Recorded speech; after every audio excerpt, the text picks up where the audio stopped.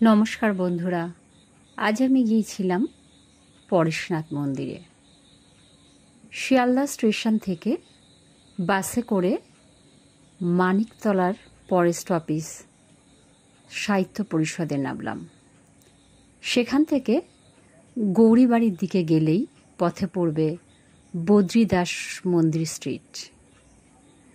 কলকাতার জৈন সম্প্রদায়ের অন্যতম গুরুত্বপূর্ণ ধর্মীয় পীঠস্থান পরেশনাথ মন্দির।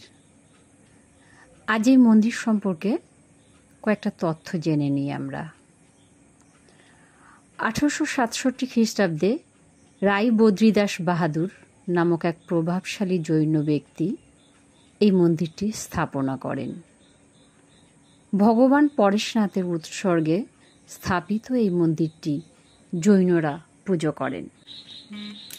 23তম জৈন তীর্থঙ্কর পরেশনাথ মন্দিরের গর্ভগৃহে ভক্তরা দেখতে পান ভগবান শীতলনাথের হীরকখচিত কপাল মূর্তি। দাদাওয়াদি মন্দিরটি উৎসর্গ করা হয়েছে শেষ জৈন তীর্থঙ্কর মহাবীরের পুণ্য নামে। পরেশনাথ মন্দিরের আরেক বিশেষত্ব হল মন্দির প্রাঙ্গণের ভেতরে অসামান্য কারিকর্য।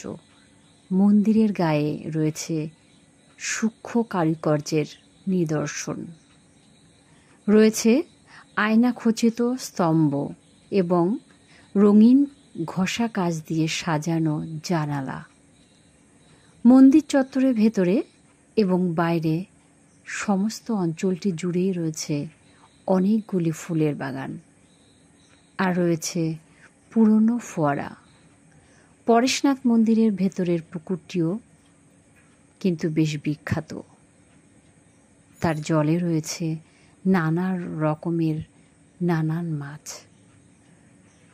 প্রতি বছর ভাদ্র মাসে জৈনরা অহিংসা পালন করেন এবং এই সময় পরেশনাথ মন্দিরে পুজো দেওয়া বিশেষ গুরুত্বপূর্ণ।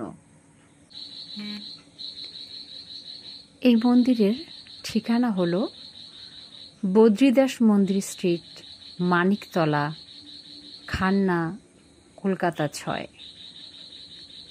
সপ্তাহে 7 দিনই দর্শকরা এখানে আসতে পারেন। মন্দির খোলা থাকে সকাল 6টা থেকে দুপুর 1টা পর্যন্ত এবং বিকালে 3টে থেকে রাত 8:30 পর্যন্ত।